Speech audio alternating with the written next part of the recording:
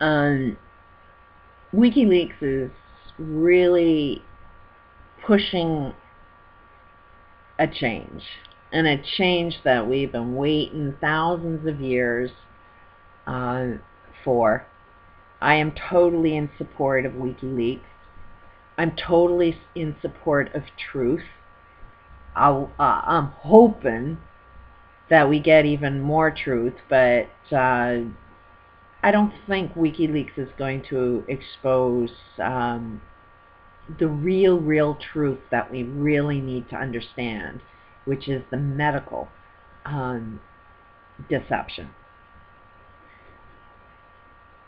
Everything that's going on right now is caused because of what we understand of human health. We will always have a healthcare problem until we understand what health really is, what good health really is. The psychological world is completely screwed up. So if you really want to get your mind, I won't say the word because I'm trying to stop swearing, messed up, go see a psychologist. Because you go to school, well, if you want to get really screwed up, go to school. Because the schools are owned by the corporate world. The corporate world, we're kind of getting an experience. They're nothing but corrupt. So if you want to learn how to corrupt your world, go to school. They'll teach you how to do it. And yet you'll get a certificate that says you're the one that's right, which is the biggest. Try to understand that every marketing has a lot to do with psychology. If you want to get into any business, you're going to study psychology. You're going to study how to control the masses. You're going to learn how to brand something, how to brainwash people to buy your stuff. So our medical world is the biggest secret going on. And like, if you want to get sick, go see a doctor. I just was at this gym that's supposedly offering these free courses, which there was a doctor there that was going to, offer a lot of information to me to help heal the problems I have. Right now, he was dealing with the this joint, and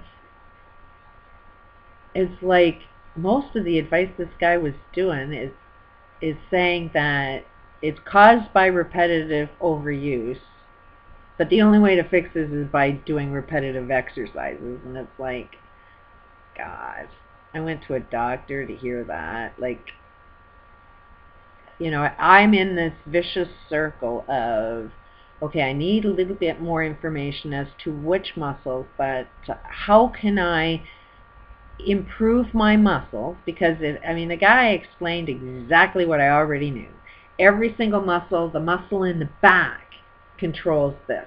The muscle, the posture in your neck, everything that I'm suffering with, which is, complete upper body, has everything to do with this rotator cuff. Really wild shit, but it's something that I knew was going on. So for me to heal, which I only got this information from self, listening to myself has healed me to the point where I'm at. And I'm sitting in a room with a whole pile of people that have the same problem as me, but not as bad as me. Because I not only have this problem, but every freaking muscle that this guy's saying is connected is completely, it needs to be rebuilt. All of the muscles are gone now, basically. And all of the muscles control this joint. And I'm seeing a whole room full of people that are in a ton of pain. Give me an operation, all of that stuff. And it's like, how come I don't have any pain? How come all of my muscles are completely destroyed because of fibromyalgia? Like, I'm dealing with this joint, I'm dealing with this joint, and I'm dealing with the wrist and the muscles that hold it all together. And I know it was all caused by stress from a society telling me that I need to work harder. I'm even dealing with a daughter-in-law that's putting so much pressure on me to go out and do more repetitive work. Like, do everything that you physically can't do. I won't talk to you. I won't, associate with you until you go out into that working world and do more of things that is totally impossible for you to do because of the damage of all of the abuse that I've had to endure. Like, talk about a painful experience right there. But um, uh, it was really, really frustrating to, I can see that somehow I need to build up these muscles without doing anything repetitive. And it's almost like I know my answer, but it's like really trying to, you need it confirmed by, the outside world, and that's probably why I went to that doctor. It is probably more stretching will definitely helps me. I'm starting to go take some dance classes because if you're going to do what you love, I can't do it that often where I'm a workaholic. I'll want to do it every day. Um, so it is like you really have to learn, if you want to know good health, you really have to listen to yourself because your body will tell you everything it needs to do. I'm hypersensitive right now, which means that if I'm in a room with a lot of negative people, I will turn into negative people really fast. I mean, if you come at me angry, I'll come at you with more anger, because I'm hypersensitive. You can transform me into anything you want me to be, which is why I kind of seclude myself, because I'm hypersensitive right now. And it's the best thing because it tells me don't go in a room with these people. Like, listen to my body. My body's feeling a little tense. Oh, my body wants to just run away. So you leave the room. And society says, toughen up. What do you want me to toughen up about? So that I can continue doing all the wrong things? So I can be in that negative room where I know everything in that room is going in a wrong direction? Everybody in that room is just trying to manipulate and control me to do things that I know are bad for my health. Would I really want to be in a room like that? And then I'm going to be fighting with these people because I know the difference between right and wrong. So if I'm in a room with people that are trying to manipulate and control me, if I stay in that room, I will just end up fighting it. So does it make more sense to listen to my body? My body says, negative in that room. My body says, stay away. So it's like being sensitive is the best friggin' thing that has ever happened to me.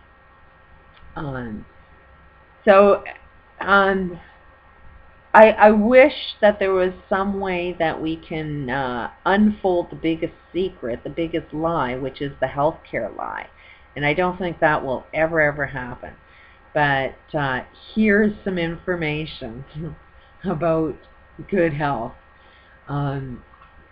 Psychologically, if you hate, then you will turn into your hate because it will grab your focus. It will be all the things that you pay attention to.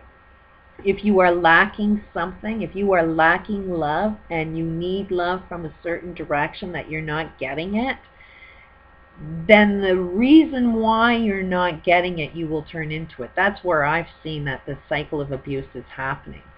The children that have received more than enough love, more than acceptance, and I support my kids in what direction they need to. I've been listening to themselves. I've been not controlling them. I've been, as supportive as I possibly can, yet they had a father that just criticized them constantly, never showed them any form of love. Hell, he's a deadbeat. He didn't even bother feeding his kids.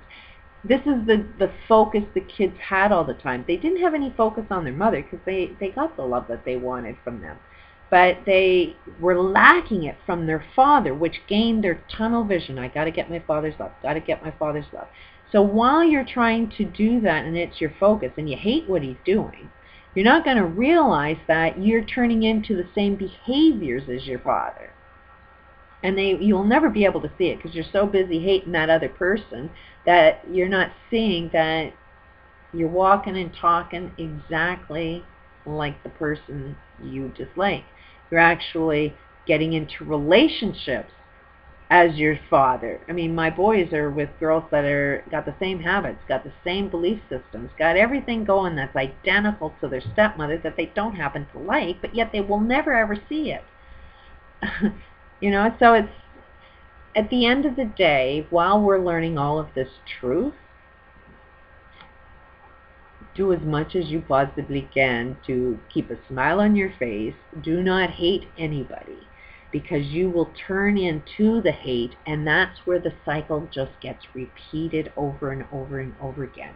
It's like the enemy dominates the victim. The victims then gain strength because if you force somebody to survive, they do get stronger. Where the enemy is like taking it for granted that, oh, I'm big and strong and I can dominate and control you and nothing can ever defeat me. So they take it for granted. They don't tend to try as hard. They trust on, that they know what's going on and nobody can defeat them. And it's that ignorance that ends up being their biggest downfall, because what they're doing is building up the strength of the victims. They get stronger, they get wiser, and then they overcome the enemy. And it's the overcoming of the enemy that you end up turning into the enemy. So then you will dominate your enemy. You won't see yourself being the dominant force. There's a hell of a lot more of us than there are of them. So we have the potential to be hugely dominant. But if we do it through hate and violence, then we are them, because we're complaining about them being hateful and violent. But yet that hate and violence is exactly how we're going to dominate them. And it's all unfolding perfectly because it's being done through WikiLeaks. It's just information, and it's non-emotionally, it's not encouraging you to be mad. It's just plain information, and it's like, what do you want to do with this information? So you can get really, really pissed off when you find out how much bullshit is going on. A lot of people, when the banks come out, a lot of people are going to be real angry. A lot of people that have stuff right now are about to lose that stuff.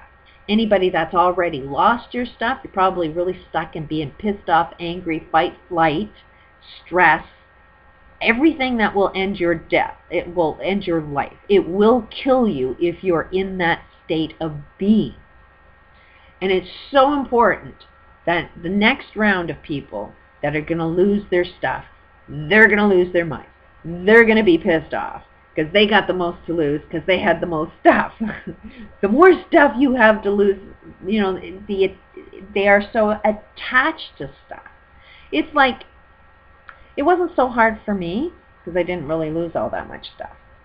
I didn't have that much stuff. When I left this marriage, I had nothing. It's like when you leave with nothing. Yeah, I had furniture, but I also had all the debts, and I had, everything that went along with it. Well, this guy had no debt. He didn't take any responsibility, claiming bankruptcy between him and his wife. There's 3 bankruptcies.